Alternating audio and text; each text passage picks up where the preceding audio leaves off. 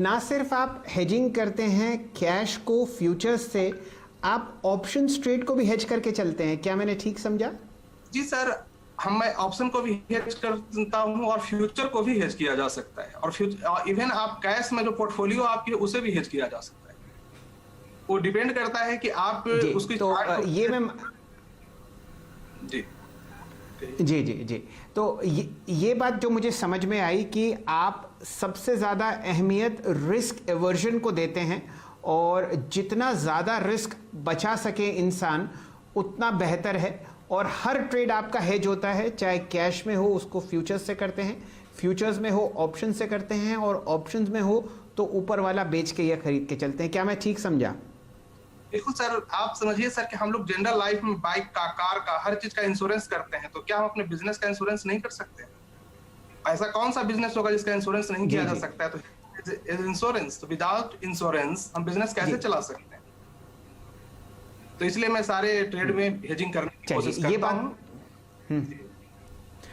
हाँ, अच्छा एक बात और बताइए, आप इतनी दूर की कॉल्स टाटा स्टील की क्यों पकड़ रहे हैं?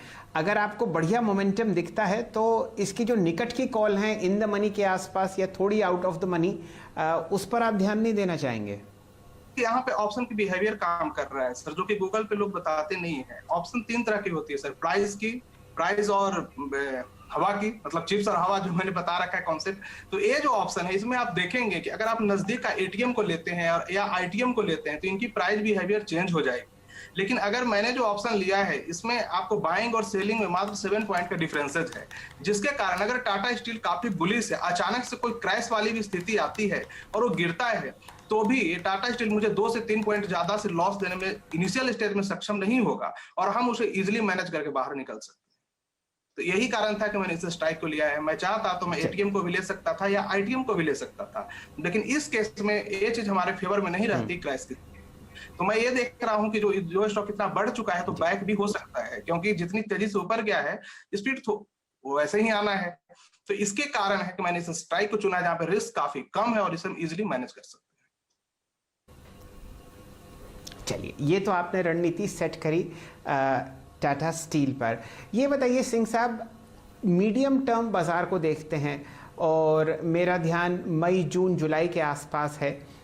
ये बताइए, बहुत लोग हम टेक्निकली बात करते हैं, फंडामेंटली बात करते हैं, कुछ ऐसा आपको सुगबुगाहट निफ्टी में आती हुई दिख रही हो कि 15,400 के पार हम निकलते हुए दिखेंगे मई की एक्सपायरी में, जून की एक्सपायरी में? टूल है कि जो भी जून का लो होता है उससे 5% मिनिमम ऊपर जुलाई में एक बाउंस लगाती है। निफ्टी का एक रूल है, अपने जून के लो से जुलाई में 5% बाउंस कर जाती है।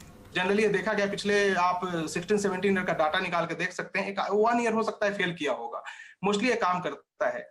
तो ये जो कोविड की केसेस आ रही हैं, जैसे ही कोरोना का टॉप बनेगा, निफ्टी की जो रफ्तार है रेंज बाउंड टूट जाएगी और तेजी से ऊपर निकलने की कोशिश करेगी।